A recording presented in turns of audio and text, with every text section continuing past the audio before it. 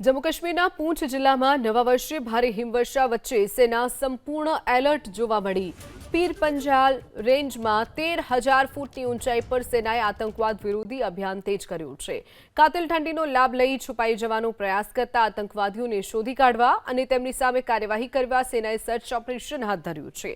મળતા અહેવાલો મુજબ રોમિયો ફોર્સના જવાનોએ આ સર્ચ ઓપરેશન હાથ ધર્યું હતું। મોટી સંખ્યામાં જવાનો સર્ચમાં જોડાયા હતા। ભારતીય સેનાએ પીર પંજાલ રેન્જના દુર્ગમ જંગલોમાં અને ઊંચી ટેકરીઓમાં કાર્યવાહી શરૂ કરતા હિમવર્ષા અને હાડ થીજવતી ઠંડી વચ્ચે ઘૂસણખોરીનો આતંકવાદીઓના પ્લાન સંપૂર્ણપણે નિષ્ફળ ગયા છે। કાતિલ ઠંડીનો લાભ લઈ છુપાઈ જવાનો પ્રયાસ કરતા આતંકવાદીઓને શોધી કાઢવા અને તેમની સામે કાર્યવાહી કરવા સેનાએ સર્ચ ઓપરેશન હાથ ધર્યું છે।